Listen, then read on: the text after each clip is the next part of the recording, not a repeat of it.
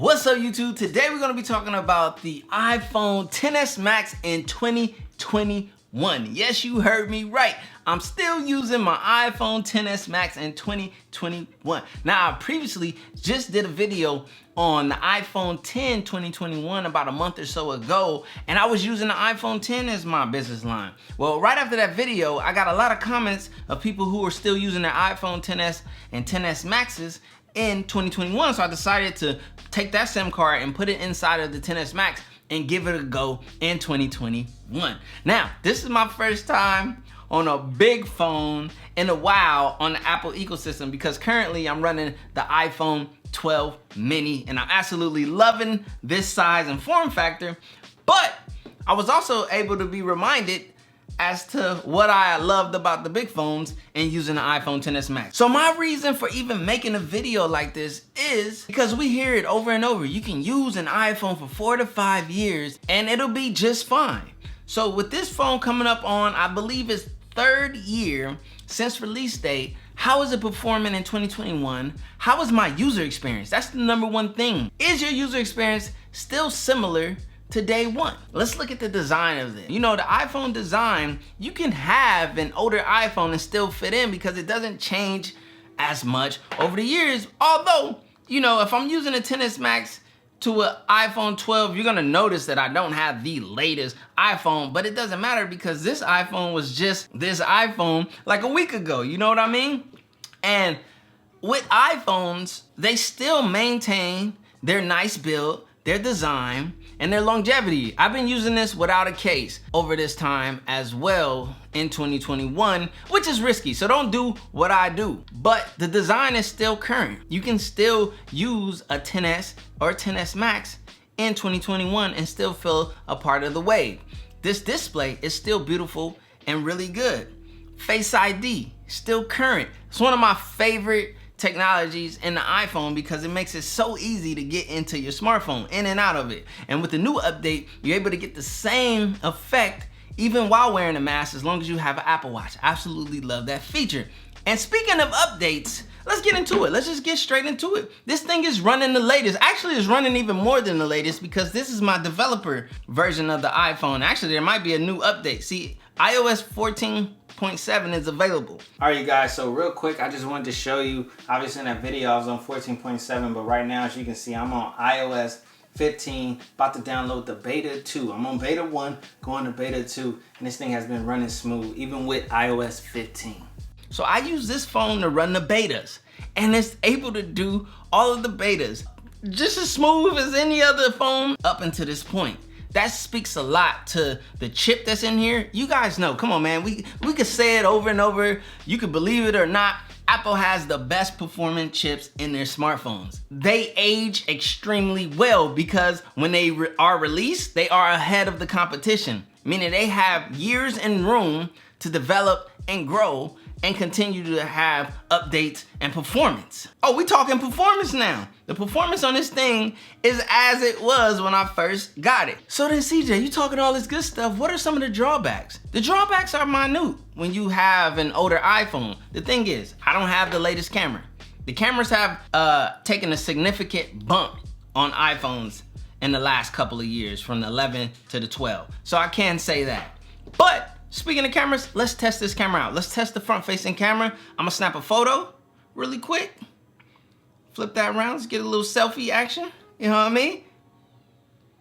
Boom. Now let's get the rear camera, because the rear camera is the best camera. As you guys can see, uh-oh, what happened?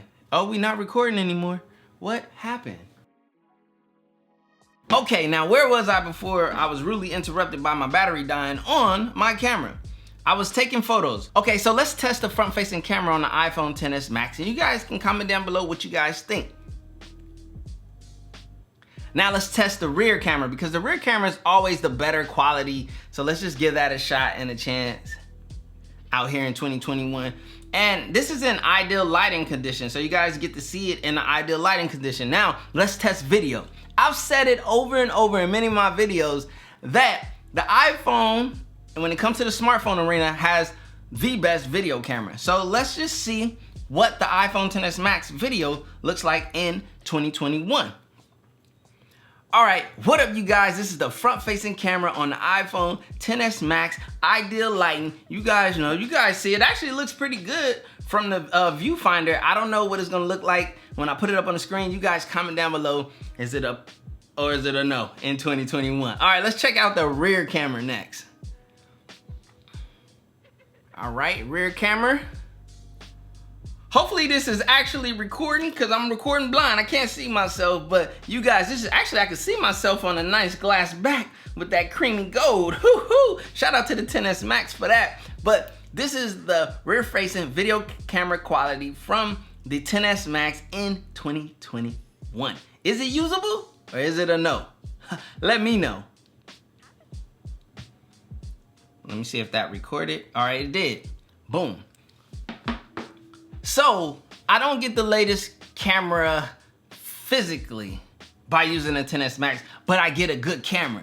The camera is, in my opinion, well worth and still able to be used in 2021 and get ideal results. Especially, you know, with the iPhone being the best optimized Instagram, uploading photos to IG from the iPhone, I'm still winning. Even if you got the best camera on Android. Well, I'm gonna be honest, Android has got their game a lot better lately. So now, performance in the sense of the speed, the smoothness, even with the RAM management and app usability and so forth, has been great. I use this for business, so I need it to like come in when I need it. Like I need it to supply what I need out of it. So, you know, with it being a XS Max, I get a decent size battery, so I'm getting decent size battery life. And if I need more, I still have the battery pack for this, but that thing is big and clunky and heavy. I don't know what I was doing in the past when I used to carry that. I used to actually have that on me. That's nuts.